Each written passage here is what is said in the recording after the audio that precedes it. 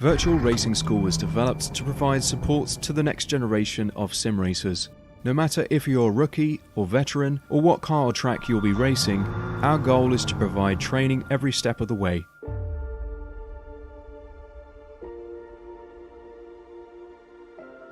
We found that iRacing can be quite difficult without proper training. There needed to be a way to prepare for on-track racing. With VRS, you can literally learn from the best sim racers in the world, including four-time NASCAR iRacing World Champion Ray Alfala. And Ray Alfala is a four-time champion of the NASCAR Pekin Freeze iRacing Series. Three-time iRacing Grand Prix World Champion Martin Kroenke. Martin Kroenke becomes a three-time world champion. Rallycross World Champion Mitchell de Jong. Mitchell de Jong is now champion for the iRacing Rallycross World Championship Series. And many other top sim racers. Data packs include everything you need to start learning. Our World Championship coaches create the data packs by setting a hot lap or a series of fast laps for you to compare, analyze, and replicate. Data packs also include a tutorial where the coach points out techniques they use to hit the fast lap. This gives you access to the latest driving techniques and setups before you even hit the track. Sign up for a free account and download the VRS telemetry logger. With this application running seamlessly in the background, your laps automatically start syncing to the VRS website. From there, you can analyze and compare two laps of your choice, whether it's your data, the coaches, or your teammates. VRS will automatically target improvement opportunities so you can get up to speed even faster. VRS also makes it easy for you to request and schedule one-on-one or group coaching sessions. These sessions can range from 30 to 90 minutes, and you can select the car, track, and setup combination of your choice. Visit virtualracingschool.com today to sign up and get started.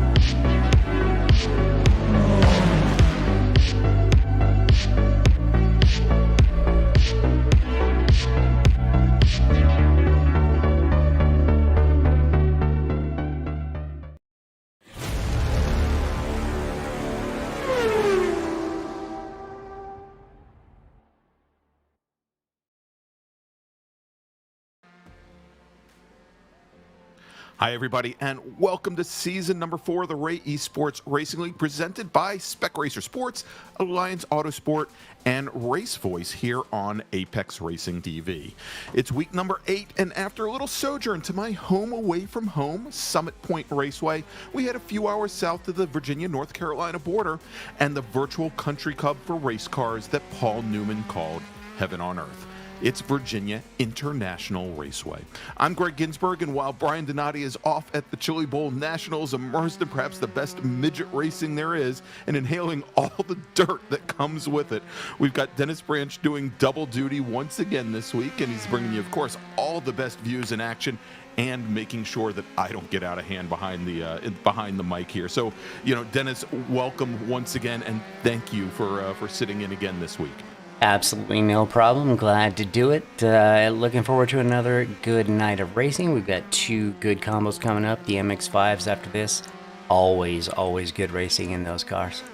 That's right, and of course, as you can see out on track right now, we've got the what we call in the Ray Esports Racing League the RE2s, or they're using the iRacing USF 2000 chassis, and I'll tell you, as they're out for qualifying right now, and you can see here we're about 12 plus minutes into this 15-minute qualifying session. I think they wanted to beat the early sundown and get their qualifying session in a little early. So, we apologize for jumping on air here about 10 minutes early. But tell you what, you can see here our provisional pole sitter at the moment with almost a half-second advantage over his teammate Morgan Burkhardt with that 148.249. Then we've got Tyler Campbell, who was our pole sitter last week at Summit Point Raceway. The race didn't turn out the way he wanted, but he is sitting second right now, and then only 300 700s back behind him, Jamison Huffman, and then Caleb Patry, 4 teammates all in a row, your top 4, with Beans Forster, who had a great outing at Summit, currently running 5th. And real quick, as we talk about those drivers and how well they did last week, let's take a quick look back to last week where Caleb Patry took a commanding win, a 6-second win over Murphy Nichols, and then Beans Forster finished 3rd. Tyler Campbell, after going off on lap number 2 and falling all the way back through the field, had a great recovery drive, finished in 4th, and then finishing in 5th, John Wilson. Great run for him. Travis Trussell, I'll have to see if Travis is running here tonight. I don't think he is. Travis actually started he made up 19 positions and finished in 8th place. Had a great run, definitely the hard charger of the evening. Yeah, that was a crazy drive. It was. I talked to him a little bit afterwards, and he said, and Summit Point is his home track, and he pretty much races it almost exclusively. And he said he usually, just doesn't go out and qualify and starts from the back and tries to pick people off. So that's his MO, and he did it quite well against some pretty noted racers. All right, so let's take a look, Dennis, at the point standings here after we've gone through 5 rounds of RE2 races. This will actually be the last race of the regular season for the RE2s. 9 weeks, 6 races for each one of our 3 classes. And currently sitting atop the leaderboard is Caleb Patry with 119 points, a commanding lead over John Wilson, who moved up 1 position in the championship to 2nd. He's got 74 points. He is 10 points clear of Mark Santana, and then you can see Murphy Nichols coming off that 2nd place finish last week at Summit, sitting 4th in the championship, and then Jamison Huffman dropped 3 spots in the championship. He was not here, or he was not at Summit Point, nor was Morgan Burkhardt. And they're actually running 5th and 6th. Actually, Morgan Burkhardt tied with Zach Burke in the championship there. So, I think at this point, we can pretty much assume that Caleb Patry has the championship wrapped up here going into the final round. It's going to be very difficult for any drivers to best his times, especially since you only get 25 points for the win. So he can finish at the, I would say he's looking pretty good for it, yeah. Yeah, exactly. I think he's got a 29-point advantage right now over the rest of the field. So be very difficult for him not to come away with the championship. But here we go, as the checkered flag is now out on qualifying, and Morgan Burkhardt manages to hold on to that provisional pole with Tyler Campbell 38 thousandths back than Caleb Patry. And then we'll have to figure out there. We've got the 2 Jay Huffmans. One's Jamison the son, one's Justin the father. Jamison is in the 89 car, 4th fastest, and Justin Huffman, the father, about 4/10 off of his son's times. That is your top 5. You can see Beans Forster, 6th. John Vogel, who, after doing so well in the Spec Racer Fords last week at Summit Point, said he was going out for the RE2 race and just didn't want to get in the trouble and get in anybody's way. And well, he did. It just didn't work out for him. Yeah, it didn't work out so well for him, but he's got a pretty good qualifying time in the books here. And so our drivers, they are going to be gritting up here in just a moment for our first 20-minute sprint race of the evening. And you can see there that the flagger on the starter stand there waving that checkered flag furiously as the last few drivers come across the start finish line. I think the last one was Joaquin Effinger there in the number 700 car, as he's rounding the big horseshoe turns 1 and 2 here at the beautiful 17 turn 3.27 mile Virginia International Raceway. And so we'll have the drivers lining up here in just a moment. You can take a look. We're going to run down the grid in just a moment here, but I think you can probably get a good idea of exactly what it's going to be by looking at the timing tower over there, Dennis. So let's see here. As soon as I advance the session, we'll be able to get the grid up for you. Yep, absolutely. And then we will go racing. So, I mean, that race last week at Summit Point, really exciting. We had a number of drivers up at the front of the field go off very early on in the race. You know, we mentioned Tyler Campbell had gone off. Tom Pendergrass, who started the the race, I believe, in 5th, went off at turn 5 on lap 1. I mean, it was Beans Forster went around on lap 2. It seemed like none of our lead pack except Caleb Patry wanted to hold on to to run clean. So, all right, here we go. We've got the starting grid up, and the first 2 rows, all from the All Sports Racing team. Morgan Burkhardt in that number 40 machine with a fast time, pole setting time of a 1:48.249. You can see that 38 thousandths back from him.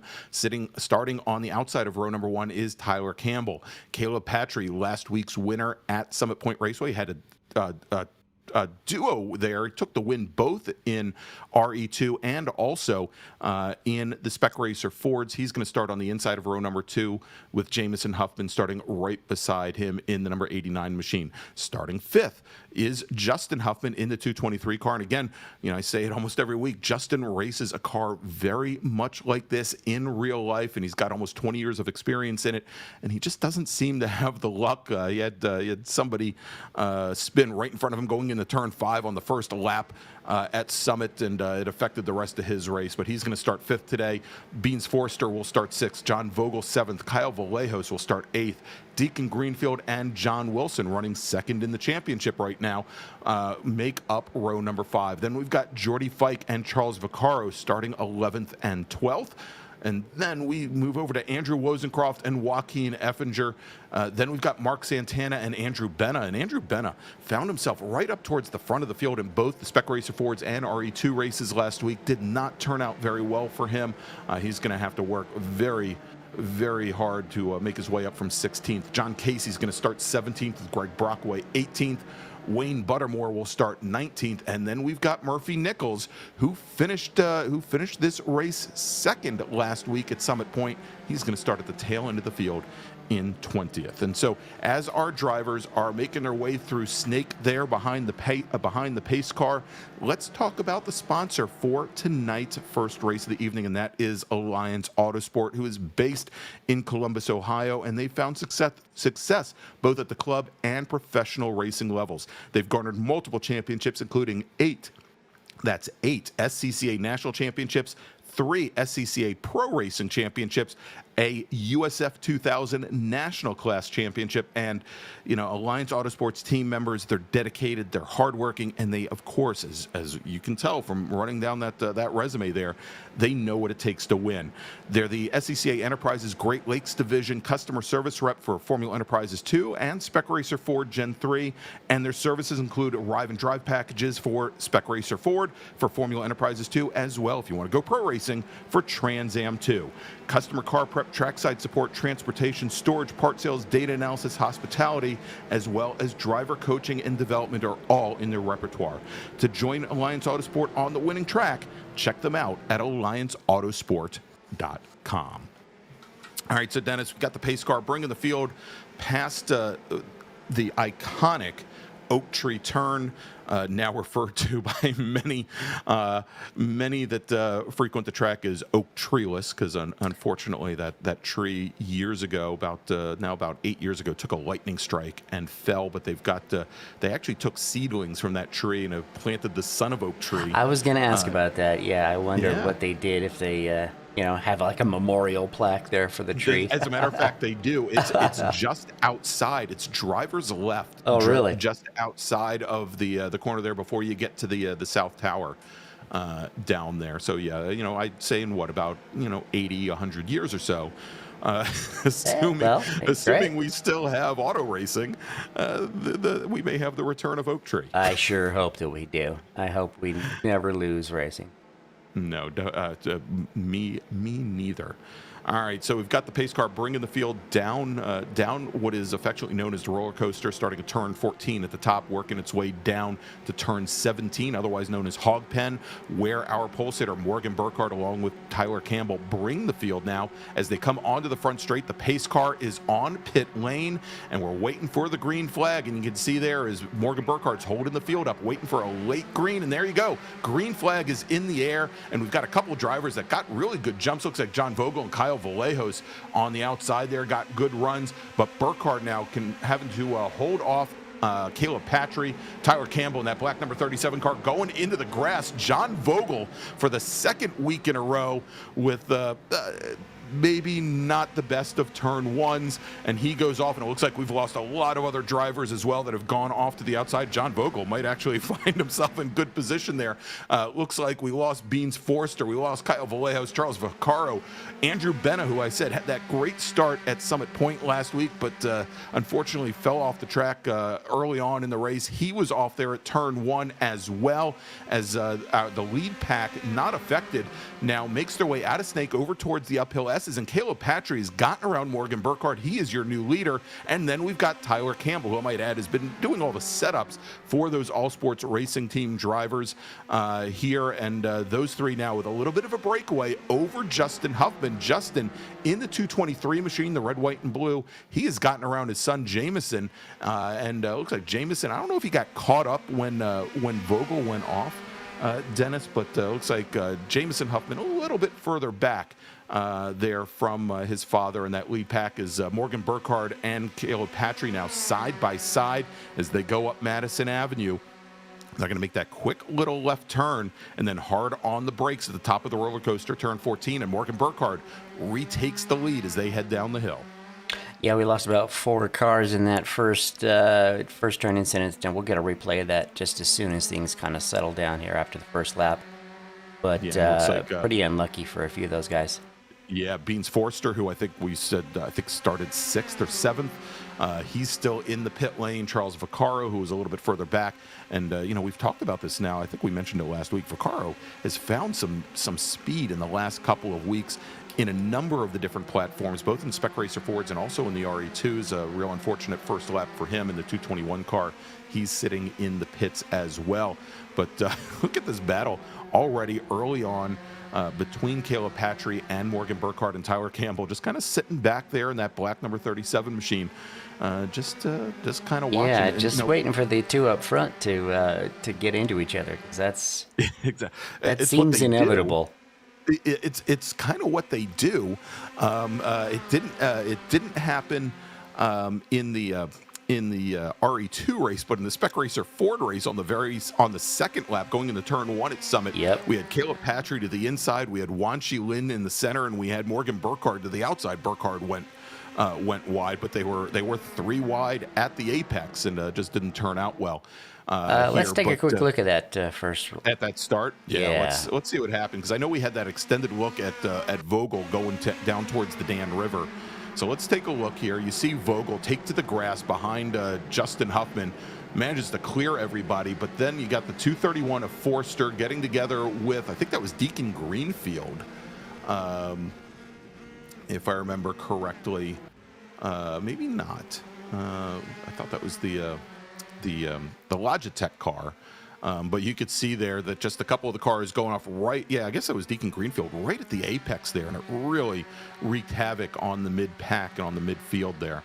But certainly not affected our leaders here, Burkhardt, Patry, Campbell, and Justin Huffman. He's hanging on. He's a little bit out of the draft, though. You can see they're just coming past the kink at turn 1, and I think his son starting to close up and make up ground here.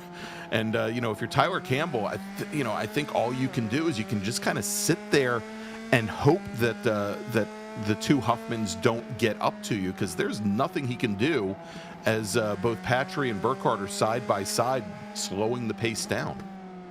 Yeah, this kind of racing is fun, but it's not fast, and all it's going to do is allow the guys behind you to catch up. Exactly. All right, so as we're watching here from Tyler Campbell's alien liveried number 37 machine, they come out of Snake, and are they going to go side by side into the S's? They are. Burkhardt and Patry side by side up through the S's, and indeed, there it got is. it. Yeah, there it was. As they came together, both Patry and Burkhardt get together. Burkhardt seems to recover, and Tyler Campbell can't get around Burkhardt, as Burkhardt took a long run through the grass driver's right, going up through the S's, but Burkhardt manages to hold off Campbell for now. That moves Justin Huffman up into 3rd. It moves Jameson Huffman to 4th. Looks like the son is going to try to overtake the father as they are side by side going down Madison Avenue. And if I were them, I would try to stay in line here. And now that Jamison gets the pass done, and see if they can get back up to this battle for the lead, as both Campbell and Burkhardt are side by side on a break and going into 14. But Dennis, you called it, and it did not take Karnak to figure out, as both Patry and Burkhardt were side by side, not only going into the S's. I mean, typically you'll see cars that may not have worked out who's going to be the lead car once they get to the entrance of the S's, but usually as they get to that first apex, somebody's going to let go, somebody's going to let out. And you just knew at that speed there was no way that they were going to be able to make it up through that entire complex side by side. Yeah, VIR is a great track, but it is an old school track. It's narrow in a lot of places, and even in these downforce cars, going side by side is a tough ask.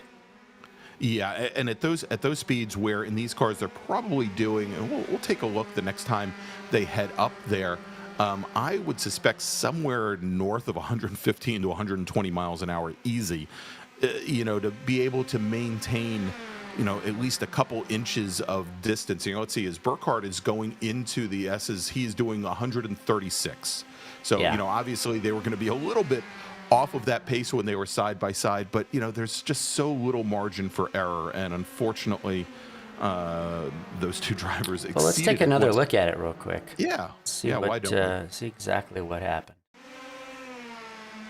All right, so here we go. As we have Burkhardt to the right, we've got Patry to the left.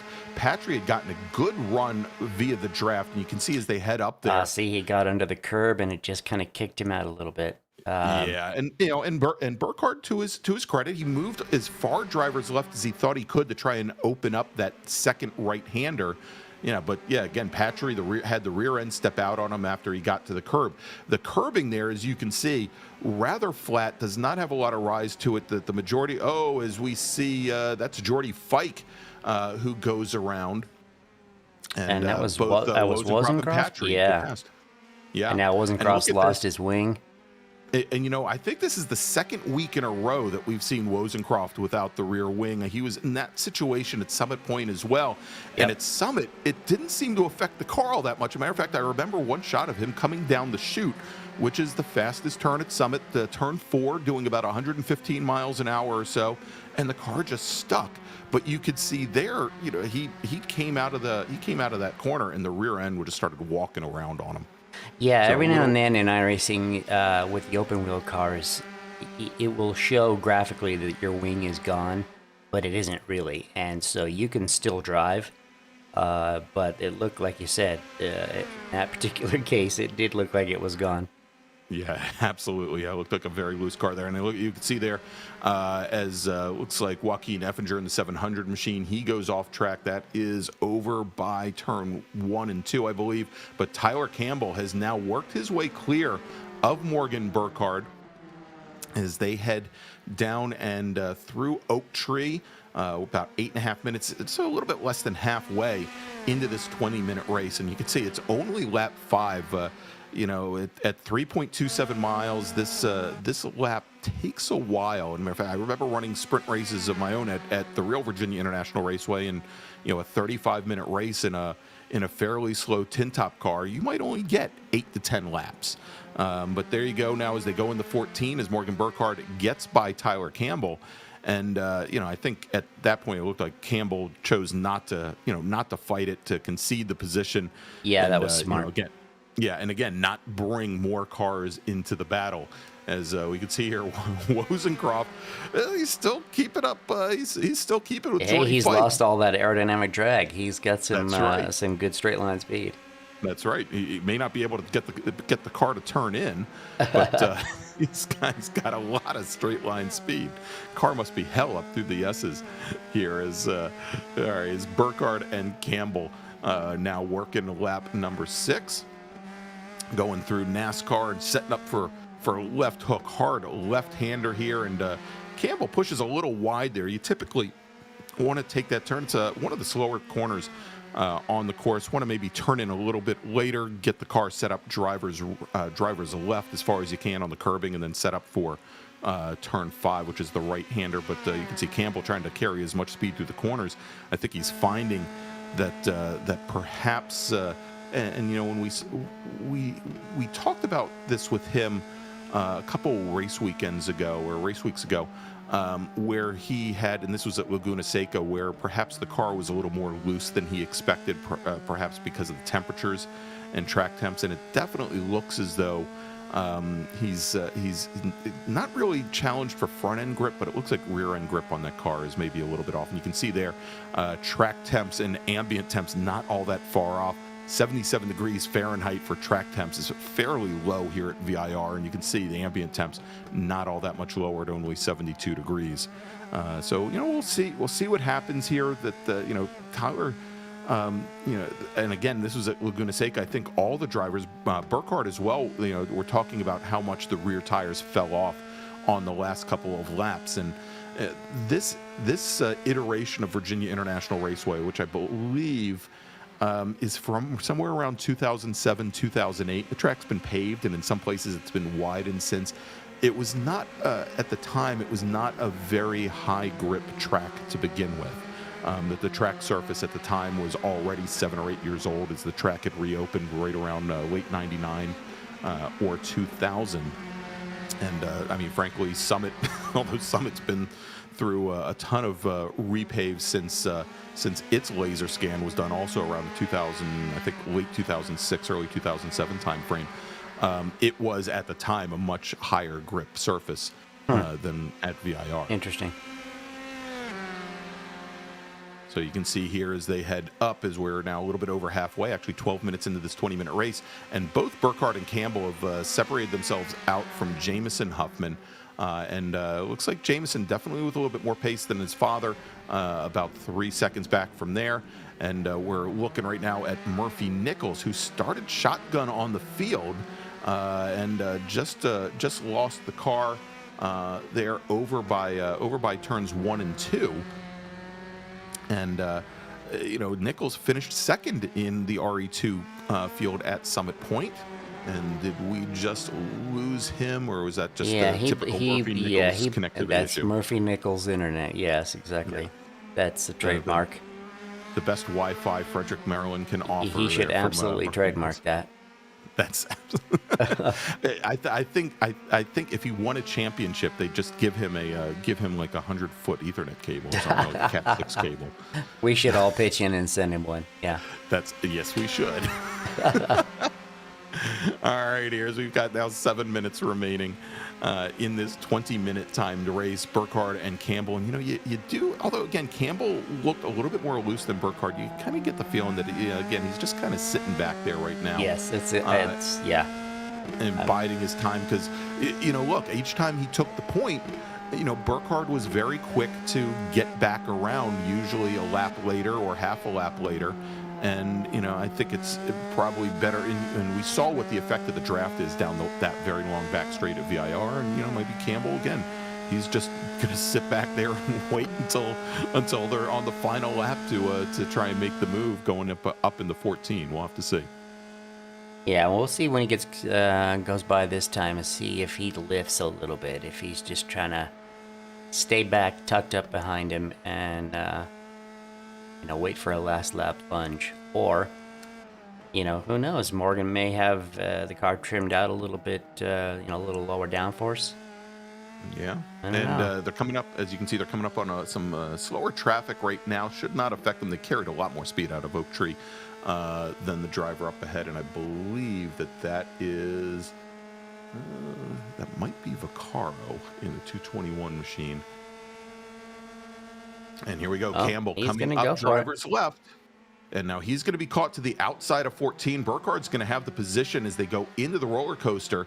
And Burkhardt's able to carry more speed through the corner, gets out of the brakes a little bit earlier, and manages to hold off Campbell. And so I think Campbell, I think he's showing Burkhardt, you know, that he has the pace. But again, with that long back straight, I think all you got to do is kind of tuck under the car behind you and pop out, and it shouldn't be that hard to at least get your car in position. But as long as Burkhardt covers the inside there, I think he's got a fighting chance with just a couple laps remaining here. We got 5 minutes to go, and with each lap at about a minute and a half, that puts us about 3 laps, I guess, left on the clock here.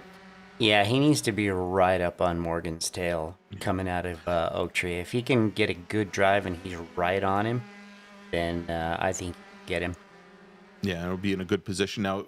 Again, a couple of weeks ago when we talked to Tyler and a couple of the other drivers, the one thing that they mentioned, as opposed to, and I think I talked about this at Summit last week, is that as compared to some of your Formula cars, I mean, whether it be the Indy cars, whether it be Formula One cars, the Formula 3 cars as well, that really get affected by the dirty air. That you just cannot keep a very tight margin and sit right underneath the rear wing of the car in front of you unless you want the nose to push.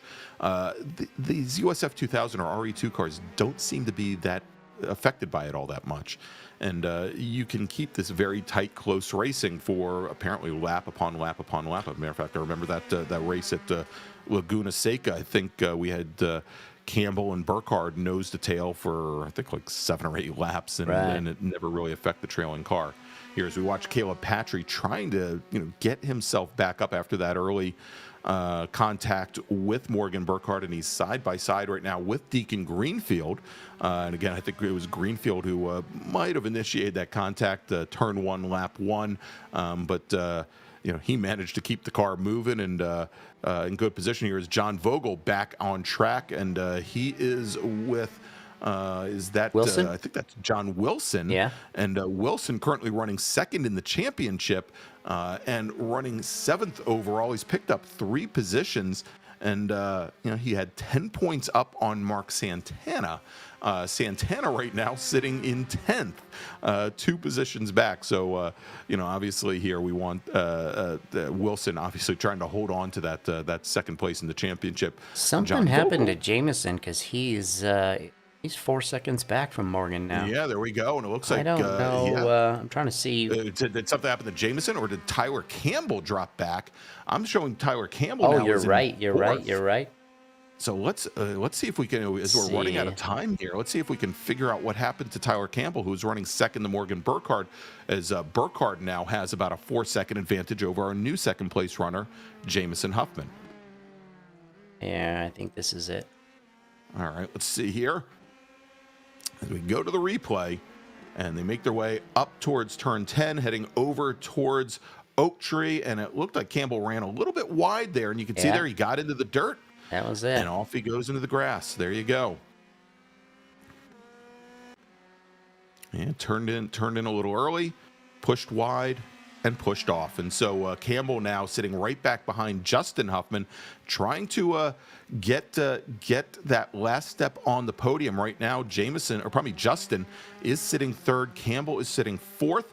As our leader, Morgan Burkhardt, I believe, should be down on the front straight right about now, and should be, depending on where he is, we may actually get another lap out of this. Here, as we're at the 1.5-minute mark, and there you go. Well, white flag is in the air, so we are on the final lap. Burkhardt coming out of turn 2 and heading over towards NASCAR in turn 3. As we continue to watch this battle for the last step on the podium with Justin Huffman, who I believe ran his car in the top 10 at the SCCA National Championship runoffs at Indianapolis in 2017.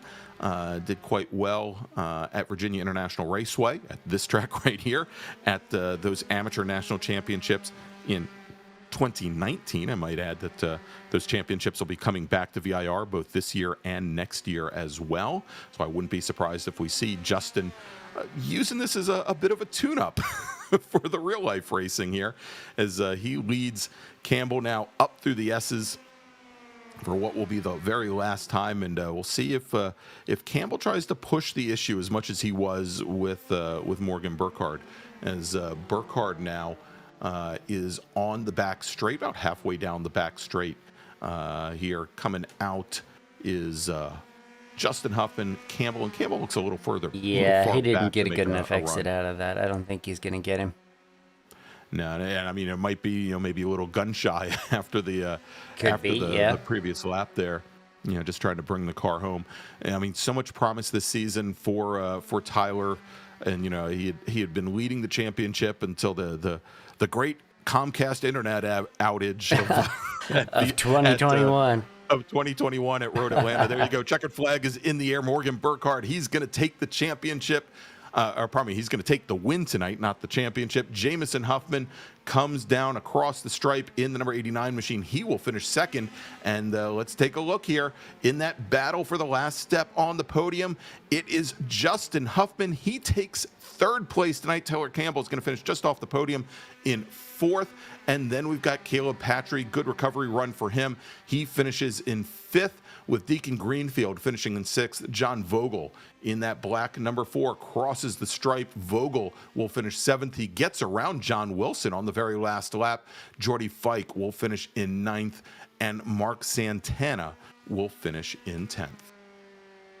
All right, so we'll see here. Hopefully, we'll have some drivers pop into the green room here in just a moment. And while we're waiting for some folks to hopefully show up, of course, we want to mention that for each of our 3 classes in the Ray Esports Racing League this season, we are giving away or handing out the Excellent with an X. The Excellent Driver Award, and that is an award and an actual trophy that we're going to award to the driver in each class who completes 5 out of 6 rounds at least, and who amasses the least number of iRacing incident points across the season. And so, of course, as we mentioned, each class will have its own winner, and the trophies are provided courtesy of the Esport Driver Club, and that league, they host the Spec 5 World Tour on Thursday nights. You don't want to miss that. And let's see here. Do we have anybody? Yes, we do.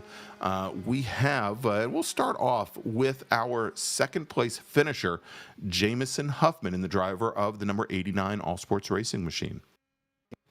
All right, Jamison, congratulations on your second place finish. Looked as though you were in line for that last step on the podium, and your teammate there, Tyler, had some issues. Why don't you tell us a little bit about your race? It was kind of boring. It was keeping the car alive because I saw what happened in T1 was kind of the initial, okay, keep it just clean this race. Right. After trying to let people by, and then had that crash, and I don't know how I made it out alive. Yeah, I was going to say, we saw Vogel go down the inside, and I'm amazed that he didn't collect you, that he didn't collect your father, and didn't collect anybody in the first 2 rows. Yeah, but after that, it was trying to keep it chill. I was going to try and race with my dad, but he ended up just letting me by. And then after that, it was kind of just try and get what I can out of the race, and then I saw them keep fighting, and then I saw the incident, and I was like, okay, podium, and then Tyler spun, and I was like, okay, P2. That's pretty nice for a race that I was thinking I would need to fight the car more than fight people.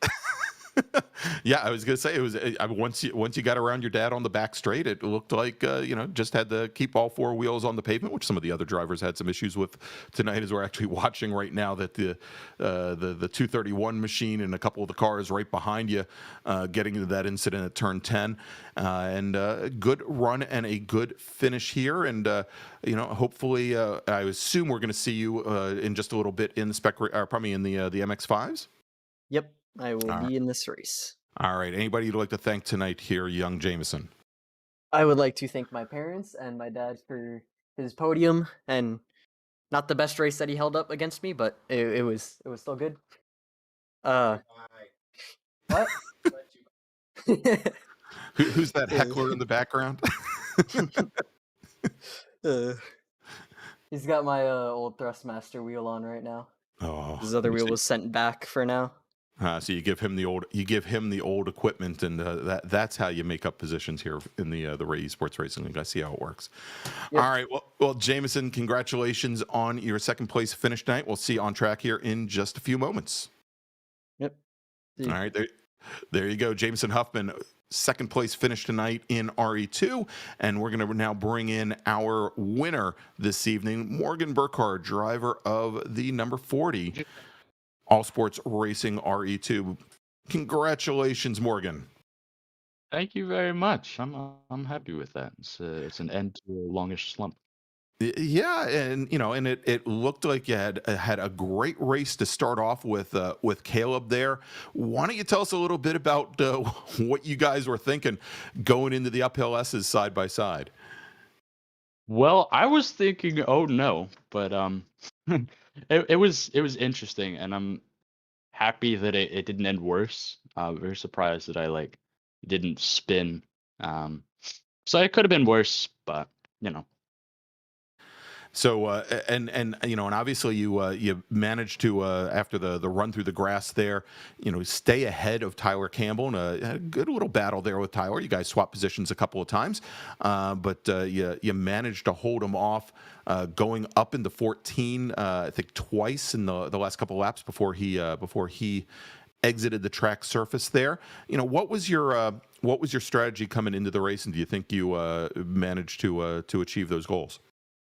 Well, my strategy coming in was kind of just lead from the start. I don't really want to be in the dirty air, and it's just gonna burn off the front tires. So try and get the lead and keep the lead whenever I could, and then towards the end of the race, try and play a little you go first with Tyler.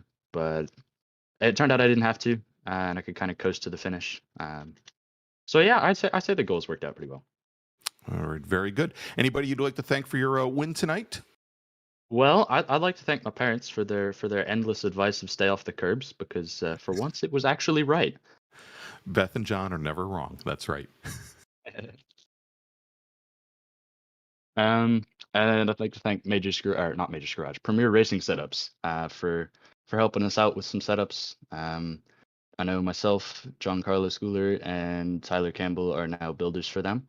So if you'd like to go thank them or go look at their website at premierracingsetups.com, you can check out a lot of their really cool content. Very cool. All right. And I'm sure we're going to see you out on track here in just a few moments in the MX5s. Congratulations once again, Morgan, and we'll see you in just a few. Okay, thank you.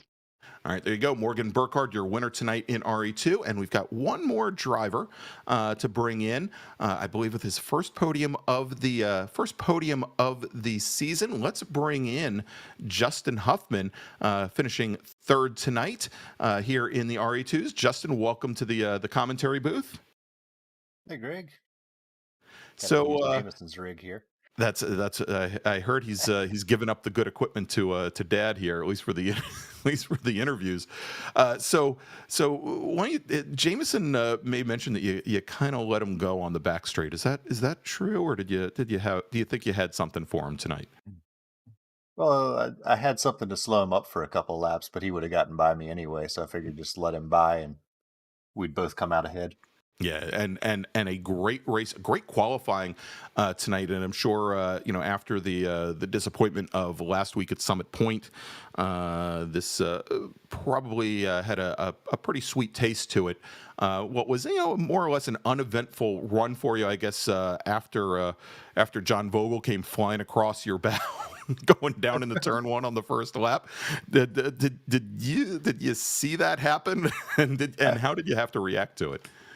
I saw that coming, and I knew I couldn't turn in until he was clear.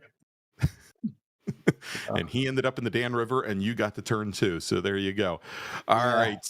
So Justin, because we got to get ready and set up for the second race here. I think the whole schedule got kind of compressed a little bit tonight. Anybody you'd like to thank for your podium finish? I'd like to thank Tyler for being patient on the last lap, and all the guys who went off-roading for not coming back across the track and taking us out.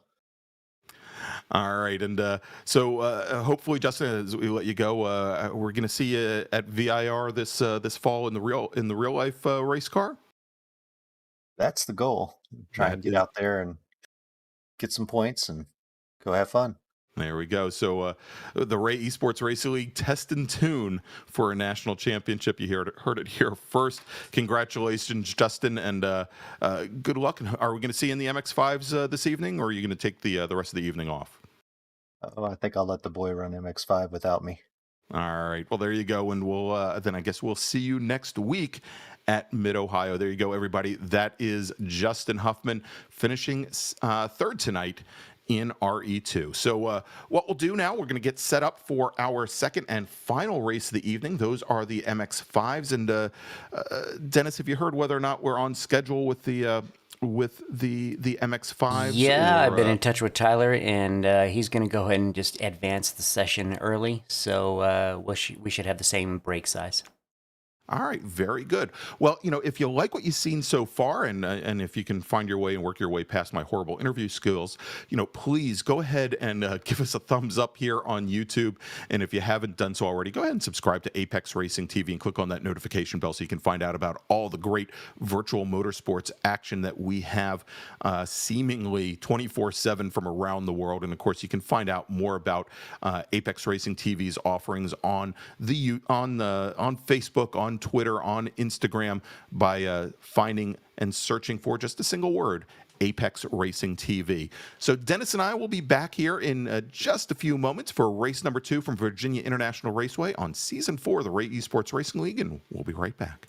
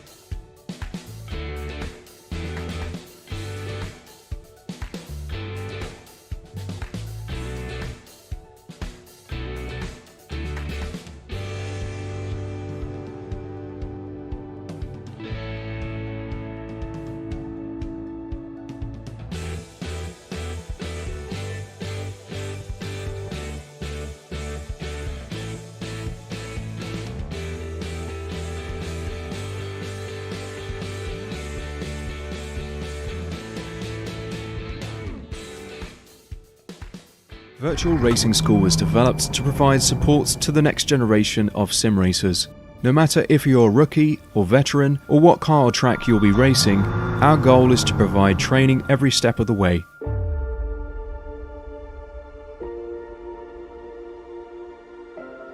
We found that iRacing can be quite difficult without proper training. There needed to be a way to prepare for on-track racing. With VRS, you can literally learn from the best sim racers in the world, including 4-time NASCAR iRacing World Champion Ray Alfalla. And Ray Alfalla is a 4-time champion of the NASCAR Peak Antifreeze iRacing Series. 3-time iRacing Grand Prix World Champion Martin Kroenke.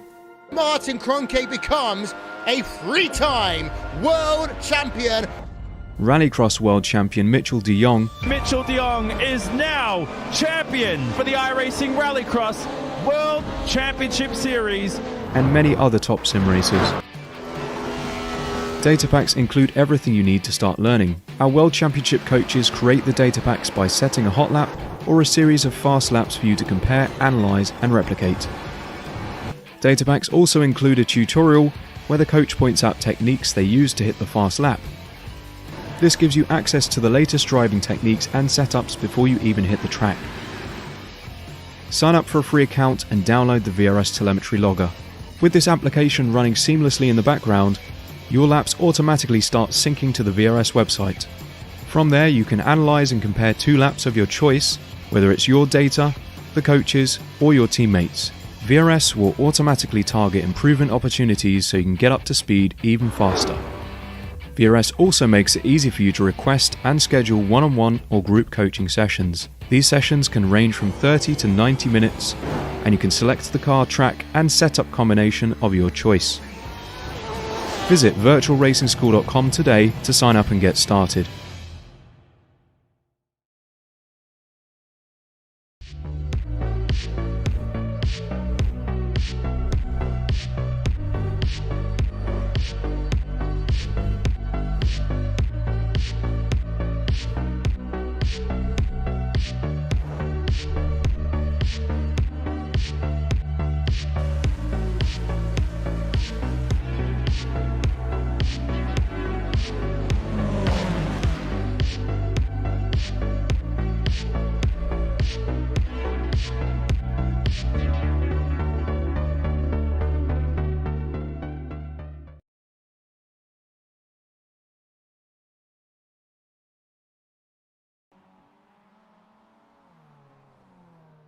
All right, and we are back here at Virginia International Raceway for week number 8 of the Ray Esports Racing League, season number 4.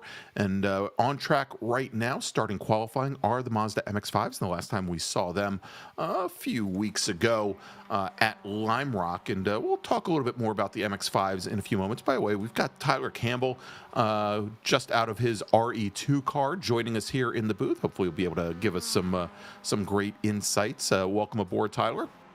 Oh, thanks. Thanks for having me. It's been an interesting night so far. We'll see how it goes here. I'm really looking forward to seeing how these guys get going. Yeah, and so as we finished up the interview, we talked to Justin Huffman, and he wanted to thank you for playing it cool for, I guess, the last 2 laps or so there at the end of the RE2 race. I'm sure didn't necessarily end up exactly the way you wanted, but it's been a rough season for you. Yeah, a little bit, and he definitely deserved it. He was real quick the whole session, even qualifying and into the race. So, he definitely deserved the podium there, and I did it all to myself this time. So, it is what it is, and we'll at least I know that I got a good setup going for everybody, so that everybody else seemed to have a pretty good time up there in the top 10. Yeah, exactly. And I think we mentioned Tyler's been doing a lot of work on the setups for those RE2 cars, not just for that all sports racing team, but for all of the Ray Esports, or probably for all of the Ray Esports drivers. He posts the setups for the cars up a number of days early so people can test. And this is after he's had a lot of seat time with the settings that are going to be used for each one of our race sessions here. So as we've got these MX-5s out on track, let's talk very quickly about the one class that is not here this week, and this is Spec Racer Ford.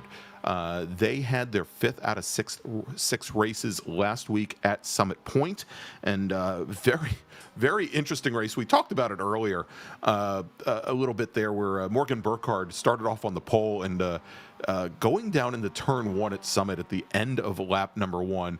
He was 3 wide with Caleb Patry. Patry was to the inside. We had Wanchi Lin, who's always very quick in the Spec Racer Fords, in the middle, and then we had Burkhardt drivers left, and Morgan just got pushed off to the outside there and had to try and work his way back.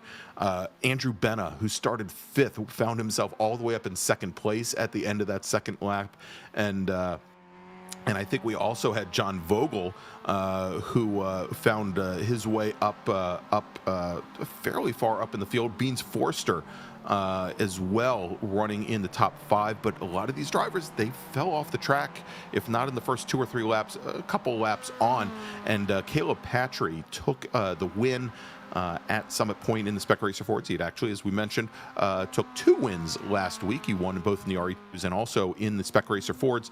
Wanchi Lin, who is a master of the Spec Racer Fords, finished 2nd. John Vogel finished 3rd. Burkhardt found a way to work all the way back through the field, finished in 4th, just off the podium, and Greg Mack finished 5th. And if we take a look at the championship right now, and again, the Spec Racer Fords, they will be running their very last race of the season next week when we go to Mid-Ohio, the Mid-Ohio Sports Car Course. That will be their 6th out of 6 races. And Caleb Patry, currently your championship leader with 107 points, and quite a bit back from there. John Vogel, who had a win at Road Atlanta, sitting with 78 points. Morgan Burkhardt only 2 points back from there with 76. Then we've got Mark Santana, who finished 10th last week at Summit Point. Probably not the finish he wanted. He's sitting at 67 points. And Wanchi Lin, by virtue of that 2nd place finish, with 64 points, currently sitting in I believe that is 5th position. So still fairly tight there once you get past Caleb Patry, who, again, things are looking pretty good for Caleb to come away this season with 2 different championships. So we'll take a look now over at the MX5s as we're about almost 9 minutes into the session here. They last raced at Lime Rock Park. They did not race last week at Summit Point Motorsports Park. We had Josh Soto on pole. We had Kevin Langer on the outside of the front row, and then Carlos Schooler and Cam Eben. And on the very first turn, going in the Big Bend at Lime Rock, Josh Soto fell all the way back to 4th. Actually, before they even got in the Big Bend, just did not have a good start. And almost as bad, Kevin Langer fell all the way back to 6th with Cam Eben in his very first race in the Ray Esports Racing League. Shot to the lead. He was your leader going into the left-hander on lap 1. Caleb Patry moved up in the 2nd position. And it was a great race for Cam Eben. He didn't have anybody near him for the entire 20 minutes. He came home, took the win. Caleb Patry finished 2nd. Josh Soto worked his way up to 3rd, worked his way then up to 2nd, had gotten around Caleb Patry, but on as those 2 drivers were coming into we were running the version of Lime Rock with the chicane at the end of the no-name straight, and Caleb Patry had been holding off Josh Soto for a number of laps. Soto, as if the skies opened or the seas opened, was able to get by Patry as Patry just pounded one of the sausage curbs in that chicane. But almost as quickly as Josh Soto got around him, he lost control of the car the very next time going down into that chicane, and Caleb Patry on the very last lap was able to retake 2nd place. So Eben took the win. Patry finished 2nd. Langer finished in 3rd. Brennan Horn finished in 4th, and Kyle Vallejos worked himself up into 5th. And if we take a look at the championship, this is a little bit closer than the other 2 classes. Brennan Horn, by nature of his 4th place finish, picked up 2 spots in the championship. He is now your championship leader with 69 points. That's a 4-point advantage over Morgan Burkhardt, who fell back. Morgan did not race. Probably he did race at Lime Rock, but had some issues there. Morgan Burkhardt falls back to 2nd in the championship. Caleb Patry now sitting in 3rd, but only 2 points separate them. So we've got 6 points separating our top 3 drivers. Zach Burke sitting in 4th in the championship right now, and I don't think we're going to see Zach again this season. Jordy Fike sitting in 5th with 45 points, and Lewis Lockshine just out of the top 5 with 43 points. So things much like MX5 racing in the championship, Tyler and Dennis, very, very close. Yeah, the MX5s are always really, really close, which is why it's so cool to watch them race. Yeah, seemingly a different winner every week, a different podium every week, and you can see here as we're now about more than 3/4 of the way through qualifying here. Morgan Burkhardt is your provisional pole sitter in that number 40 All Sports Racing machine, looking for his 2nd win of the evening. Brennan Horn in the number 80, probably the number 45 Team Esport Racer machine. He's our current championship leader, almost 9/10 off of Burkhardt's best time.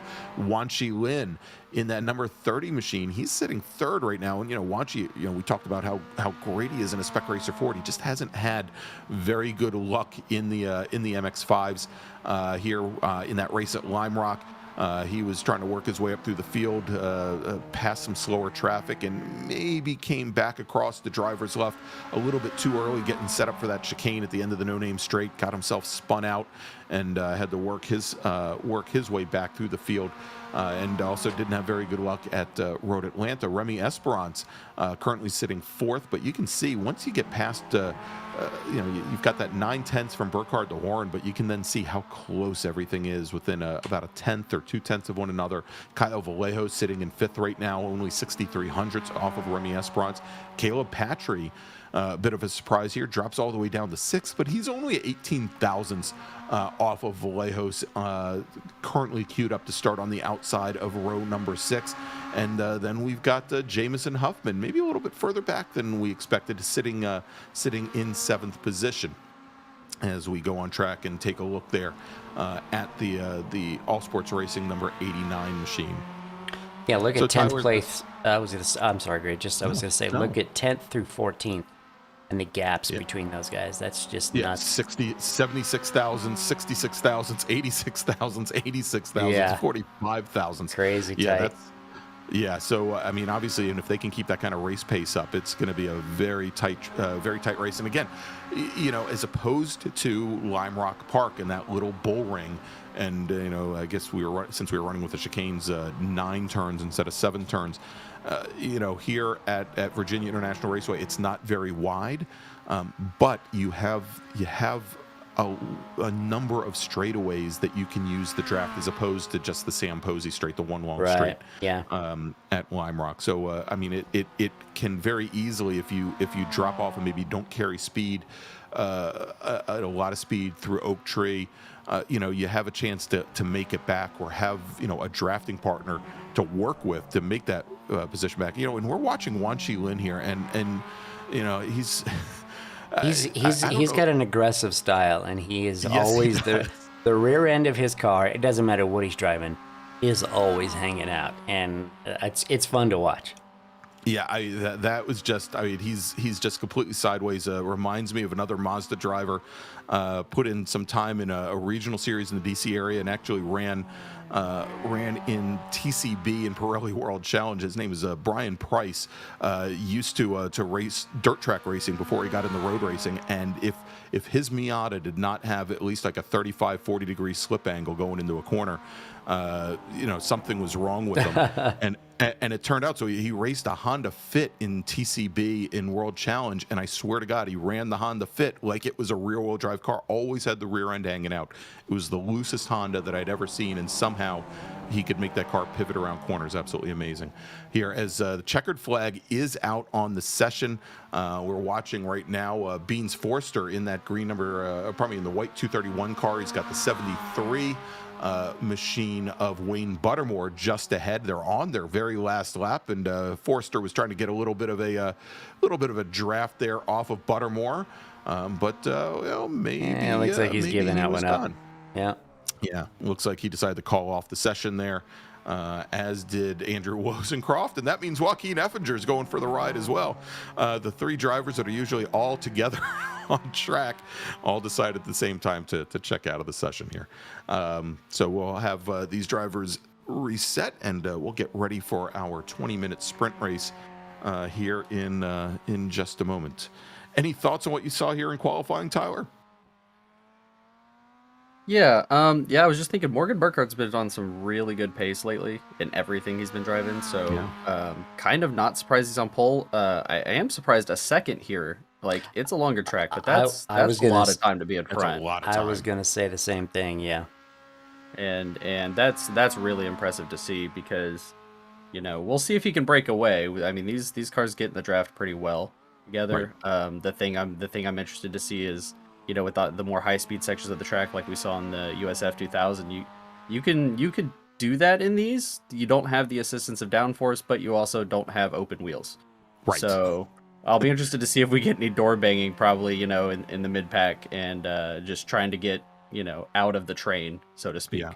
I would be very surprised if we see a battle for the lead side by side going up through the uphill S's here in the Miatas. There's maybe a little less rear grip than you had in the USF 2000s, but it should make for some very exciting racing. And you mentioned it, and it is a somewhat narrow track that we do a lot of times see a little bumping and banging, certainly over at left hook turn 4. I wouldn't be surprised to see something, maybe, and I mean, we always see guys in these cars miss their braking zones going up at the top of the roller coaster up at 14. Always creates some challenges for the driver. So yeah, it should be a great race, and we'll see. I was talking to Dennis before we went on air on how low grip Virginia International Raceway was at around the time that that the track was scanned. And, I'm sure you don't see it in the USF 2000s, but braking going down in the turn 1 and not getting a lot of understeer there can be a challenge. That there are some spots on the track, depending on where you have the front of the car placed. You can get a decent amount of brake lockup even in these MX-5s. But, all right, we've got the starting grid here. And why don't we go? We'll run it on down, and we'll talk about our sponsor for tonight's race. And sitting on the pole tonight, as you mentioned, Tyler, with almost a 9/10 second advantage over the rest of the field, Morgan Burkhardt in that number 40 All Sports Racing Machine. Pole time, 2 minutes, 6 seconds, 6:90. Starting right next to him on the outside of row number 1 will be Brennan Horn. Brennan is your championship leader right now in the MX-5s. He's got a 4-point advantage over Morgan Burkhardt. Juan Shilin will start on the inside of row number 2 in the Revolution Sim Racing number 30 machine with Remy Esperance starting right beside him in 4th. Jamison Huffman, also from All Sports Racing, the driver of the number 89 car, finished 2nd in our RE2 race just a few moments ago. He'll start on the inside of row number 3 with Kyle Vallejos starting right next to him in the 35 car. Caleb Patry, our had a great run back after that off with Burkhardt going up through the S's to finish just outside of the podium. He is going to start 7th tonight in the MX-5s with Murphy Nichols in the Smoketown Brewing car starting next to him in 8th. Lewis Lockshine will start 9th tonight with Sean Hayes on the outside of row number 5. Jordy Fike will start 11th with Charles Vaccaro right beside him. Starting 13th on the grid tonight, Beans Forrester in the number 231 machine with Bob Kuchera starting next to him in 14th. On the inside of row number 8, Michael San Inocencio in the number 77 machine with Cooper Lilly. Good to see Cooper back with us here this evening. He's going to start 16th. Andrew Wozencroft will start 17th with Justin Huff. Didn't Justin say he wasn't going to run the MX-5s? Well, he's out there. Prove me wrong in the number 18 machine. John Wilson will start on the inside of row number 10 with Giancarlo Schooler starting in 20th. Greg Brockway 21st. John Casey 22nd. Joaquin Effinger in the number 700 machine. He'll start 23rd. Wayne Buttermore will start 24th. Then we've got, we don't have Tyler Campbell. He's sitting in watching the session with us. So he's not starting 25th, but Deacon Greenfield, who I don't believe set a time in qualifying, we've got him there. He'll start 25th with Joe Camilleri starting in 26th position. All right, so as the pace car has the field, and we can see these drivers trying to get some heat in those tires, even with the long pace lap here at the MX-5s, it can still be pretty treacherous on the very first lap here. It takes a little while, usually a lap and a half, almost 2 laps to get some heat in those tires. Let's talk about our sponsor for tonight's second race of the evening, and that is RaceVoice, and we're very proud to have RaceVoice with the Ray Esports Racing League family here for season number 4. They've been with us since the beginning. You can take your driving to the next level while on track. Audible performance alerts from RaceVoice and RaceVoiceSIM give you the information that you need to get faster. Here are miles per hour, turn entry and exit speeds, upshift alerts, and other performance metrics which are selected and configured by you. To find out more about their products, head to racevoice.com and go faster with the speed of voice. All right, so as we see here, and we've got the drivers trying to get some heat in those tires, heading up through the S's. Tyler, you and Dennis, mentioned here, once you get back past like the top 6 or 7 cars here, most of these drivers were within a couple thousandths of one another here in qualifying. Does that make much of a difference? Once the racing starts, obviously there's a big difference here between qualifying pace and maybe racecraft. What do you see playing out here tonight? Yeah, I don't think that makes a huge difference. I really think, you can lose a couple hundredths just, getting past somebody or slightly held up in one of the corners from somebody who's on their outlap. So, I honestly think it really comes down to the race, and a lot of it comes down to the start as well. So we'll see how well each one of them use their cold tires, and who is a little bit more aggressive, and there's always somebody behind who takes advantage of that as well. All right, so as they're coming up Madison Avenue here, here's the thing I wanted to ask, because we saw this last week at Summit Point in Spec Racer Fords and the RE2s, and to some extent we saw it tonight with Burkhardt and Patry up at the front of the RE2 field.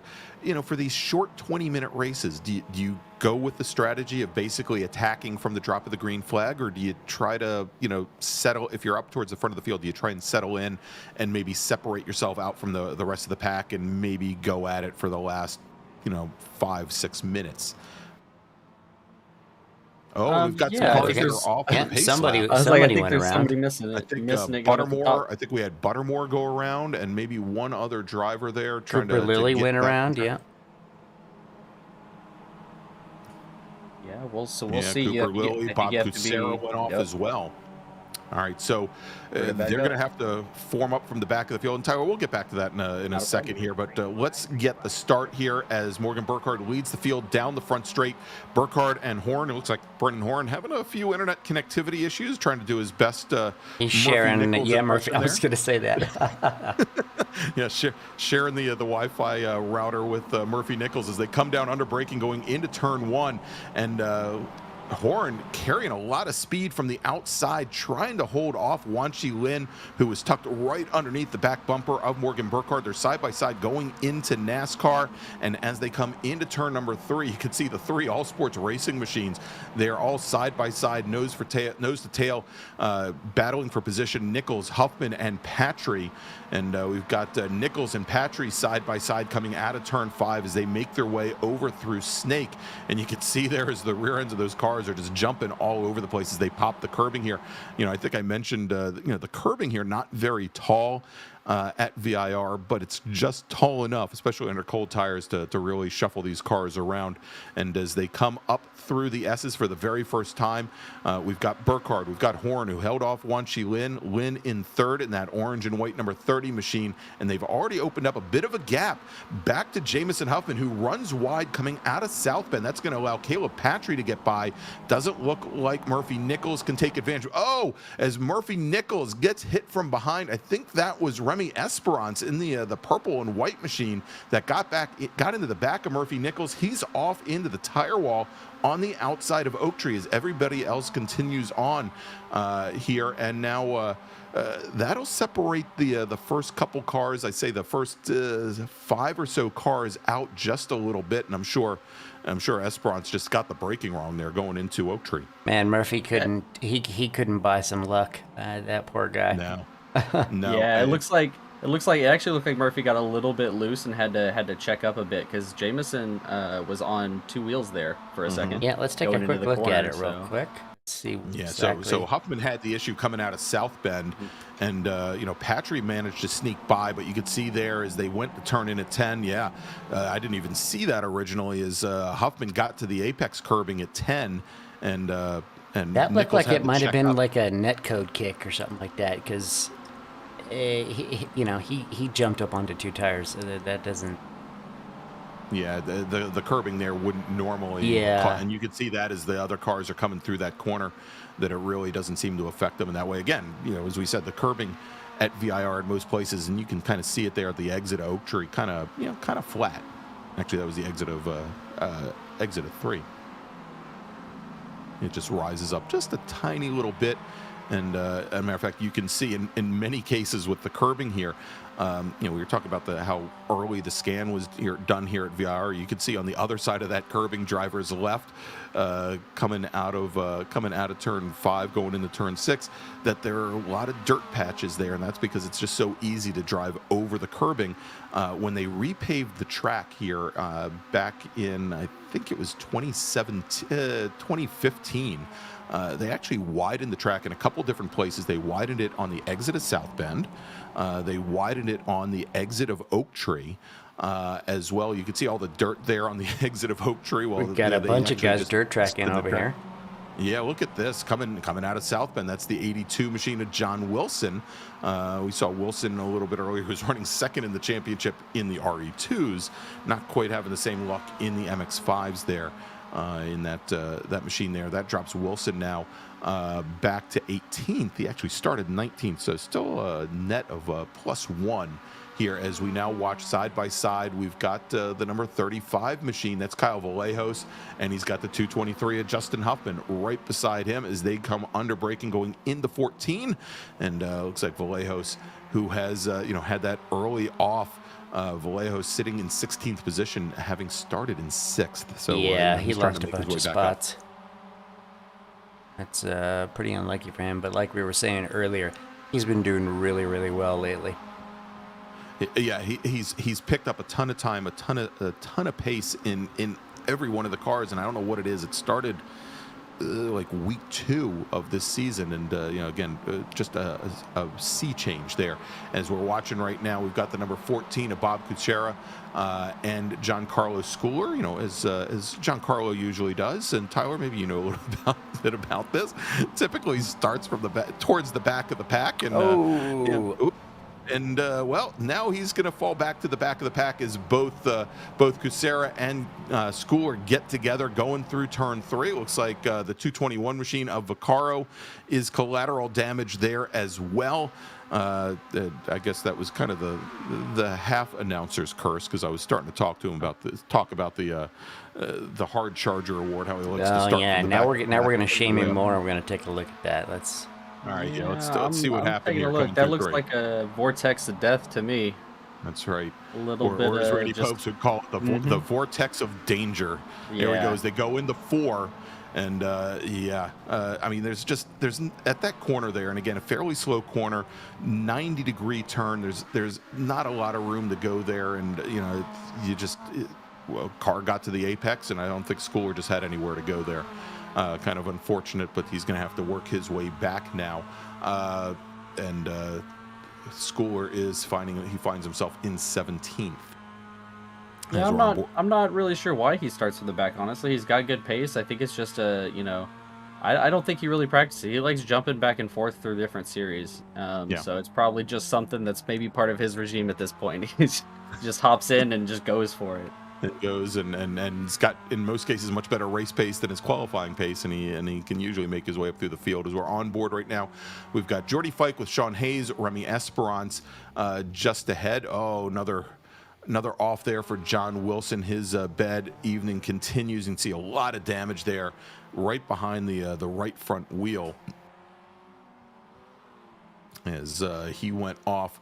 Up towards the top of the roller coaster. Also off now, that is Giancarlo Schooler. So he is maybe dealing with some, and we could see the rear end of that car, the left rear. I think he's dealing with quite a bit of damage from that incident on the earlier on in that lap. Yeah, that was an odd one. I'm not sure if he just completely missed his braking zone there. I'll be honest, I don't know what the braking zone is here, or he just they're all just checking up on each other, and it was just coming over the hill. You definitely can't see their braking zone. So no, yeah, exactly. No, it's very weird. Very difficult there. I think with the MX-5s, I mean, you're getting on the brakes almost just right about the point where you make the little left hand kink there. That you do have to get on them fairly early with these cars, but yeah, again, you come over that rise and you just can't see what the car in front of you is doing. All right, so we're on board right now, and we mentioned before, we saw Remy Esperance get into the back of Murphy Nichols, and when Nichols got knocked out, there was a fairly large gap between, at the time, Esperance and then Jamison Huffman, but Louis Lockshine in that orange and white number 124 machine, he had been the tail gunner for Esperance for 3 laps. And he now on lap number 4 manages to get around him, moves himself up into 6th, but it is a long way up to Jamison Huffman in 5th. I believe about 4 seconds. So this may turn out to be a very good 4-car battle. It may take us all the way to the checkered flag. We'll take a look here. Is now side by side. Well, maybe not a 4-car battle. They're making a 1-car battle as the 94 Sean Hayes, very, very optimistic move going into 14, gets into that's like picking up the 710 split there. He got I guess he got both Cooper Lilly and he got Remy Esperance there up at the top, and that allowed Louis Lockshine to separate himself out, and it is now about a about an 11-second gap, I think, back to the next driver, about 6 seconds back to the next driver in line, which is Kyle Vallejos. As we jump back to this battle for the lead, and it is a 4-car battle, and a big change here. Wan Chi Lin loses third place to Caleb Patry in the number 198 machine. As Patry gets back up there, we can see that you could throw a blanket over each of these 4 drivers here as Burkhardt continues to lead the way. And there hasn't been, as opposed to the RE2s, hasn't been a lot of battling here as of yet. You can see Jamison Huffman, he's not all that far back. He's starting to reel these drivers in, though. That last time by, running a couple hundredths of a second off of our leader's time. So, he's picking up ground, but not very much. It's just a question of whether or not he's still in the draft of the car to start. Oh, going wide is Brennan Horn coming out of South Bend. I mean, how many times have we seen that tonight? And we got that curb making a return as well. Yeah, like that curb looks like, if you get on the inside of it, looks like it will toss these cars. They are sprung pretty tight going when they're under load like that. Yeah, so I mean, maybe that's the story, is just the angle, and if you get the leading edge of the curb there, maybe from the inside, and it pops it up like that. But looks fairly easy to recover, and you take a look at this as Horn now is right on the back of Burkhardt, but now coming up towards 14, Caleb Patry. He's going to take a look at Brennan Horn, and Patry takes over second position, moves Horn back into third. Looks like there might have been a little tap between Wan Chi Lin and Horn under braking going into 14. Horn got a little bit loose, and now takes to the grass as he sets up for hog pen. And that was an amazing. Sorry, that was an amazing pass by Caleb. That was the needle right there. It was absolutely.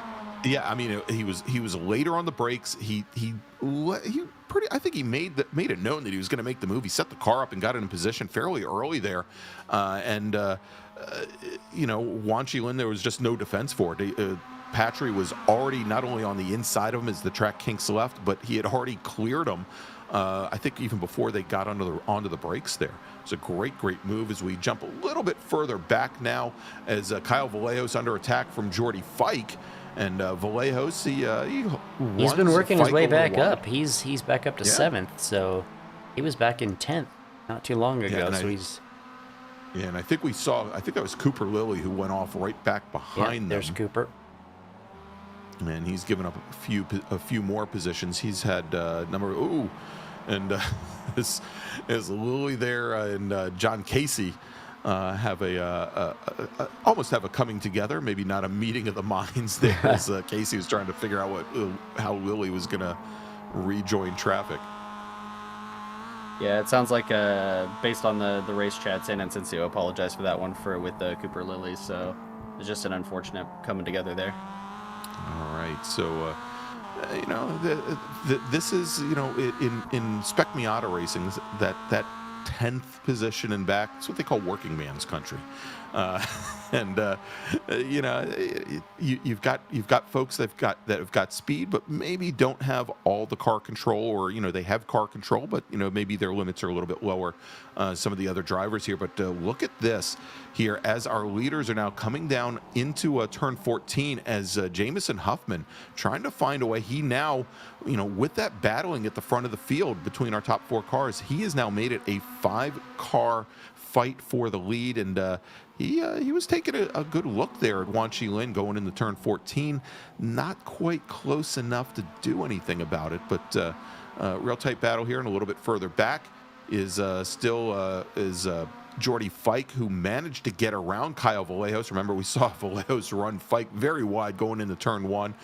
Fike did manage to get by on the same lap, and then we've got Remy Esperance in the 013 car sitting right back behind. But here you go, look at this as Vallejos gets a great run out of hog pen, and they are almost 3 wide for a moment there as Esperance is trying to pick a horse, as Vallejos and Fike now side by side going into one. Fike much later on the brakes and maybe a little bit too late as we've got Kyle Vallejos in that blue, yellow, and white number 35. Is he able to get underneath Fike? No, as the track switched to the double left-handers.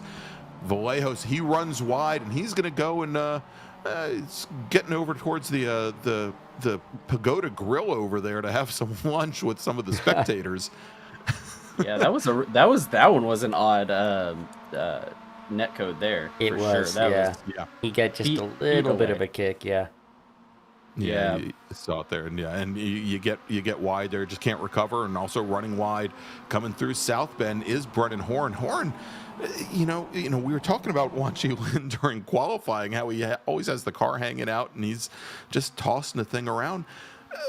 Brennan Horn, at least tonight, not all that much different under race conditions here. He's kind of letting that thing hang out everywhere. Yeah, and I'm glad Jameson's kept it on the track. He was trying to catch up. You could tell he was pushing because, you know, he ran the fastest lap right after he dropped off the pack and then hadn't been able to. And then we go. Now we got to pass Brennan Horn going for 2.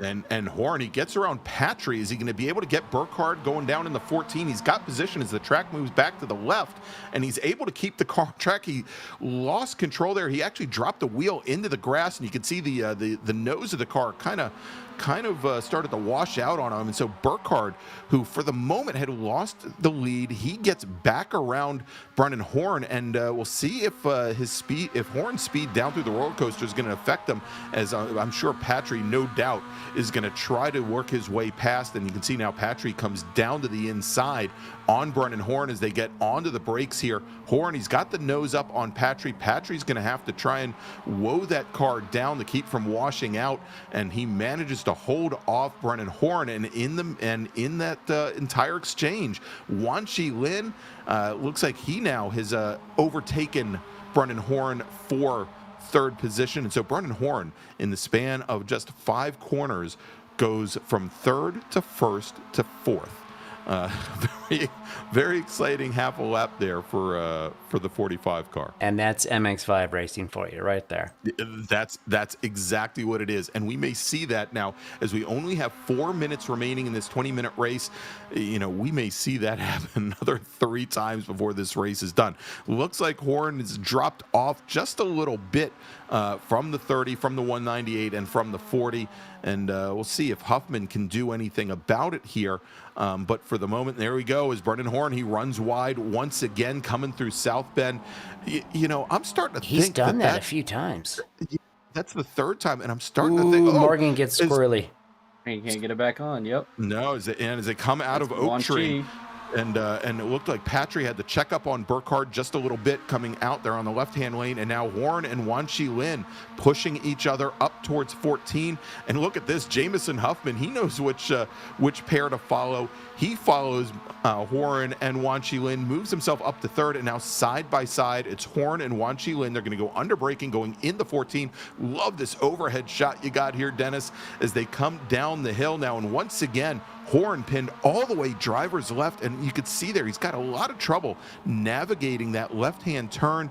Gives up ground once again now to Huffman as they are side by side. Might have had a little bit of contact going into Hogpen. Horns off. Burkhardt goes down the inside. Patry now follows Burkhardt through, and all the while Wan Chi Lin just walks away from all of these all-sport racing drivers. He's now opened up about a 5-car length advantage over the 40, who's running in 2nd. That's Burkhardt now. Then we've got Caleb Patry, who drops into 3rd. Then we've got Jamison Huffman, and I'll tell you, Tyler, Dennis, if Brennan Horn did not have trouble, and I mean, and I think he may have driven the tires off of that car, but the 2 times in a row, 2 laps in a row, as he came through 14, he got himself pinned all the way driver's left on the very edge of the track, and he dropped the wheel once, might have dropped it a 2nd time, and he's just lost so much speed going down through the roller coaster that it's affected him twice, that he went again from 2nd position now all the way back to 5th.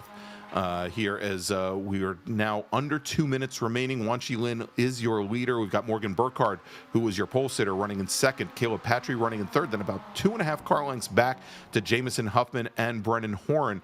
As time is running down, our drivers, I believe, will be getting the white flag this next time by the start-finish line as they tap on the brakes. Actually, it's a lot more than a tap on the brakes, and head into Oak Tree as Jamison Huffman. He runs wide on exit of Oak Tree. Is this going to be what Brennan Horn needs to at least retake fourth position? He does get around Huffman. We'll see if Huffman can return the favor as our leaders, Lynn, Burkhardt, Patry, are all in a row going into the top of 14. Is Patry going to try to make a move to the inside like he did early on in this race when he took over 2 positions? No, he is going to hold station. Wanchilin, I think the plan here, guys, as the white flag should be coming out this next time by, if not for Burkhardt, certainly for Patry, was certainly not to be the leader going into the final lap. They'd rather be second or third place and let Wan Qilin, sweat it on the very last lap as they come now it's like down. being at Daytona. You don't want to lead in the last lap. No, certainly not. Although from the looks of it, You sure got to think about it. Yeah, Morgan Burkhardt, he may want to take the lead going into turn 1, which might set him up for for a challenge going into 14 as they are side by side. Lynn to the driver's right, Burkhardt the driver's left. Now as we have the double left-handers at NASCAR in turn 3, Morgan Burkhardt, he's got position on Wan Qilin. The question is whether or not Caleb Patry can sneak under Wan Qilin as we've got that 90-degree left-hander. Yeah, both of them do. And Wan Qilin, and there might be a little bit of contact there, but Wan Qilin, he's now going to concede second position to Caleb Patry as it is back to Burkhardt, Patry, Lynn. Then we've got Brennan Horn. Then we've got Jamison Huffman all back in a row. And you can see there Dennis, we were talking about the TDI Cup earlier. There you go. You got the TDI Cup banner right across the bridge there at VIR. It's the first time I noticed that as they come up through the S's for the very last time. We're going to see here Brennan Horn can keep the car on track through South Bend. He's run wide 4 times, but this time Wan Qilin runs wide as he did on the very first lap of the race. And Horn, he's going to try to get around Wan Qilin. They go side by side through Oak Tree, through the slowest corner on the track. And Jamison Huffman, if he might have a good run here, might be able to get past both of them, but he has to come all the way down to the inside. That's going to open things up for Burkhardt and Patry to go at it and battle for the win here. As Patry now moves to the outside, driver's left, he's nose up on Burkhardt as they get ready for that little left-hand kink that brings them into turn 14. Burkhardt's got position, but you could see how late Burkhardt was on the brakes. He runs wide. Huffman runs wide as they come down the hill now. Once again, dropping wheels at turn 13, is Horn, but now Caleb Patry all by himself. He comes through Hog Pen. He is going to take the win here for race number 5 of 6 here in season 4 of the Ray Esports Racing. Caleb Patry is your winner. Can Wan Qilin hold off Brennan Horn as they come around the bend? Wan Qilin, margin of 0.03 of a second, takes second place. Brennan Horn will take the last step on the podium. Morgan Burkhardt falls back to 4th. Jamison Huffman will finish 5th. And then almost 10 seconds back there, we've got Lewis Lockshine in the orange and white number 124 machine. He will finish 6th. Then Kyle Vallejos, there he goes, crossing the stripe. Vallejos will finish in 7th. Beans Forster will finish 8th. Remy Esperance will finish in 9th. Justin Huffman, good run for Justin. He finishes in 10th. Justin picks up 8 positions. And then we've got Deacon Greenfield, who started, I believe, 26, started at the tail end of the field. He works himself up to 11th. Jordy Fike went into the pits positions instead of to the checkered. I thought we saw that. Didn't we see that at Road Atlanta, that one of the drivers, actually, I think it was the Spec Racer Ford race, and for whatever reason, iRacing doesn't, when you cross the stripe on the pit lane, for some reason, iRacing doesn't give you that point there. So I don't know what happened with that 09 car, but it looked like there was a good amount of damage there at the front. I don't know exactly what happened. But there you go. Caleb Patry takes the win. Wan Qilin finishes 2nd. Brennan Horn finishes in 3rd. And I think we're following. Who are we following on track there? Well, we had somebody going down the hill. Let's take a look here. And we've got, we're going to take a look at the start here, which was very, very exciting here. Not quite as exciting as when John Vogel tried his best to take out the first 3 rows, but it was a very late start, a very late green as they came down to turn 1. And this is where Brennan Horn blinking away, and Morgan Burkhardt made the run down there, and you could see Horan got stuck to the outside as Wan Chi Lin and Caleb Patry all just bum rushed him down the inside, and even and actually it's Jamison Huffman, the third car in line, and then the fourth car on the inside was Caleb Patry. You saw Patry had to check up to keep from getting into the back of Huffman as things tightened back up, and then that allowed Horan to slot back in towards the front of the pack. Very tight run there. So why don't we do this? Why don't we bring in and we'll see if Wan Chi Lin comes in, but we're going to bring in Brendan Horan, finishing third tonight here in the MX5s, and with a better finishing position, with a third place versus Morgan Burkhardt's fourth place position, should expand on his lead just a little bit in the championship. Brendan Horan, driver of the number 45 Esport Racer MX5, congratulations on your third place tonight. Didn't look like an easy run for you, especially in the last couple of laps here. Why don't you tell us about it? No, I'm still shaking right now. Yeah, going at the end of that long back straight, I don't know the names, but at the end of that long back straight, I always kept trying to get the inside of the left-hander right after it, forgetting about the tight right-hander that kind of comes back in on itself, and the grass would just come up really quickly, and I would freak out. But yeah. I mean, we were talking about it. We were talking about it on air. How you were basically riding the very edge of the pavement there with your left wheels, and in some cases got to the grass there, and it certainly impacted your speed down the roller coaster there. But it looked like you had challenges through a good portion of the race. If it wasn't there, it was coming through South Bend. Although I'm pretty convinced that you're faster going through South Bend if you, which is the left-hander at the end of the S's. You're faster through South Bend if you take a ride through the grass and if you keep the car on track. Yeah, I was really fast going through the grass. I found that line. Yeah, I think I was side by side with every single person in that pack at some point in this race going into those corners. So, yeah, it was just a ton of fun racing with them. I'm still smiling and still shaking, but oh man, I can't wait to watch this one back. Yeah, it'll definitely be a good one, Brennan. And by the way, thank you very much. For whatever reason, last week I had the brain fart and couldn't think of Johnny O'Connell, Cadillac driver for in Pirelli World Challenge. I was very upset with you. Yeah, I know, and I just don't think quickly on my feet. That's all. All right, so obviously, I'm sure we'll see you for the final race of the season, so you can fight to hold on to that the MX5 championship. Oh, absolutely. I'll be back for that. Yeah, I can't leave now. No, certainly not. All right, so we'll see you next week at Mid-Ohio. There you go, everybody. Brendan Horan finishing third tonight in the MX5s in the number 45 Team Esport Racer Machine. Next up, we're going to bring in Wan Chi Lin. Wan Chi Lin finishing second tonight in the number 30 Mazda MX5. And Wan Chi, welcome to the commentary booth. Thank you. So we've kind of talked this week. Obviously, we know how strong you are in the Spec Racer Fords. But this has not, you haven't had the best of luck in the MX5s coming into this evening. But a very strong run from you, and you were right there. You had a great start this evening, and stayed in the battle, ready. And frankly, I think probably until till about 2 laps to go, really in a position to take the win here this evening. How was your race? I really enjoyed it. I mean, I found this new setup that I really like. And I think it. Sorry, there's a little bit of noise on my background. I'm gonna turn that off. Sorry. Yeah, I mean, this new setup really helped me make the car handles a lot better, and just having more fun in the car. So just fit me more, and I have more confidence to drive and battle other people.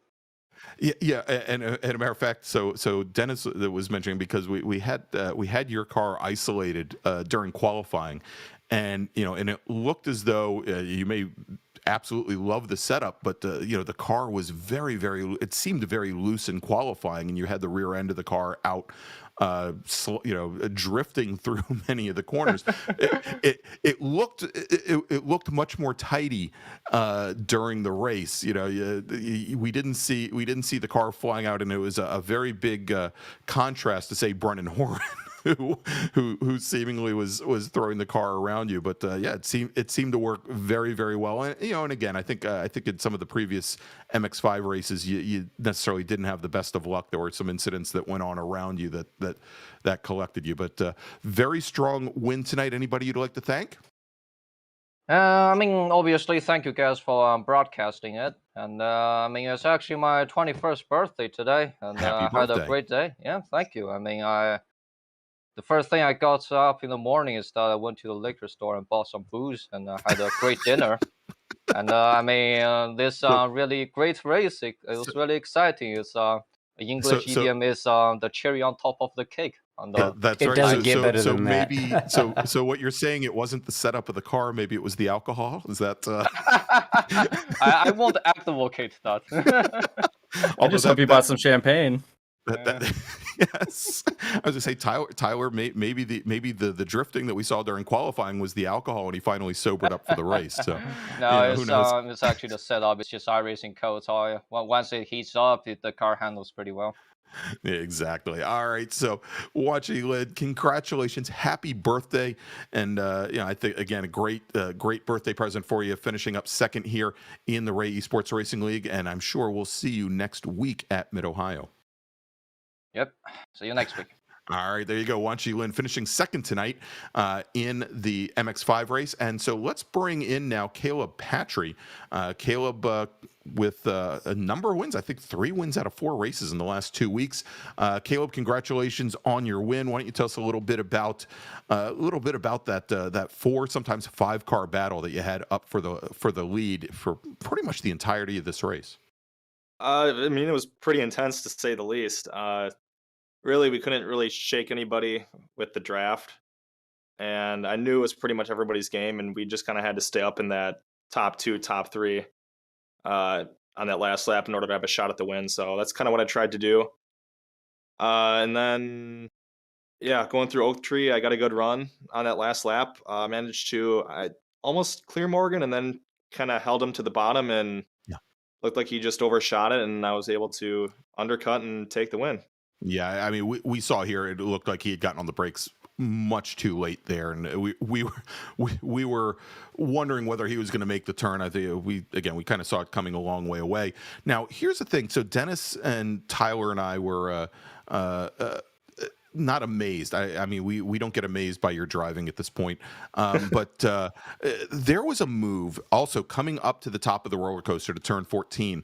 I guess this was what, Dennis, about mid race. I guess probably around 4 laps in. 4 or 5 laps to go. Actually, I think I could be wrong, but. Yeah, it was close. You were sitting third. You were back behind, I believe, both Horan. Horan was running second at the time, and I think Burkhardt was in the lead. You were sitting third, and we saw you set the move up, just before the little left-hand brake before you get to the top of the hill there at 14, and you rolled back past both of them on the brakes. Do you know? Obviously setups are one thing, but do you make changes mid race on brake balance, or it seemed like you could stand that car on its nose and get into the brakes much later than some of your competitors? I don't really know what move you guys are referring to. It was just a battle the entire race, but I don't really honestly don't adjust the setup of the car that much throughout the race. I kind of just run it as is, but I just try to be as consistent as possible, and when I'd see 2 people going for it or look like they may get held up through a corner, I'll try to set myself up to where I can capitalize if they were to get a bad run or if they were to get into each other. Excellent, excellent. All right, so obviously we're going to see you next week at Mid Ohio. We're going to have both the MX5s once again, as well as the Spec Racer Fords, which I'm sure you're going to be looking to repeat your win at Summit Point in the Spec Racer Fords, and of course you're currently leading the championship there by quite some margin. Anybody you'd like to thank tonight? Certainly Steve Ray and everybody at Ray Esports for putting on these events. Apex Racing TV for their broadcasts, and All Sports Racing for their setup support. There you go. Well, thank you very much, Caleb Patry. We'll see you next week at Mid Ohio for the regular season finale of the Ray Esports Racing League. Thanks so much for joining us. Thank you. All right, there you go. Caleb Patry, driver of the number 198 All Sports Racing Mazda MX-5, takes the win tonight in our second race. And so, Tyler and Dennis, I guess, you try to pick out what we saw as a standout move from Caleb there up at the top of the roller coaster is, just, I guess, a one in a long line of. That's when you're talking to a good guy, a good driver is when, I don't even know what you're talking about. They're all good moves. What are you saying? I only ever make good moves. That's it. That's right. When they all just kind of meld together into one big race. When he made that and just kind of rolled through and got the braking done when he appeared to be carrying probably 10 miles an hour more than the two cars ahead of him. Just again, he'll watch it back on stream and say, you know what, that was a good move. That I'm sure, and maybe he'll report back to us next week from Mid Ohio. All right. So, Tyler, first off, thank you for joining us up in the commentary booth tonight. I really appreciate it. Yep. Thank you guys as always for hosting and doing all the great broadcasting work that y'all do. And of course, and we should have you up here a little more often. I think we could definitely use this support. And and as often as Brian Donati is away in places like Tulsa. I tell you what, Brian is just his work ethic. I don't know. That guy's kind of sketchy. I don't understand it. Well, Brian should be back next week when we do round out the regular season at Mid Ohio Sports Car Course. And so you definitely want to tune in next Tuesday night, 9 p.m., not 8:40 p.m. For that, as we will have the MX-5s. They're going to lead off, and then we'll round out the evening with the Spec Racer Fords. And then in 2 weeks, we're going to be holding as we do every season, our runoffs, essentially a one-off championship race. It's going to be at Sonoma with all three of our classes, the Spec Racer Fords, the RE2s, as well as the MX-5. So you definitely don't want to miss it. That is in 2 weeks, two Tuesday nights. I can't say two Tuesday nights from now, January 25th. And we'll let you know about the updated schedule. I believe we're going to be starting a little bit earlier for that event, given that we've got the 3 races going. So again, if you liked what you saw here tonight, please go ahead and give us a thumbs up on YouTube and click on the subscribe button if you haven't done so already, so you can find out and find out about all the great motorsports that Apex Racing TV has to offer. And of course, find us on Instagram, on Twitter, and on Facebook, Apex Racing TV. So for Dennis Branch, for Tyler Campbell, and even for Brian Donati, I'm Greg Ginsburg, and we will see you next Tuesday night, 9 p.m. from the Mid Ohio Sports Car Course. Have a great evening, everybody.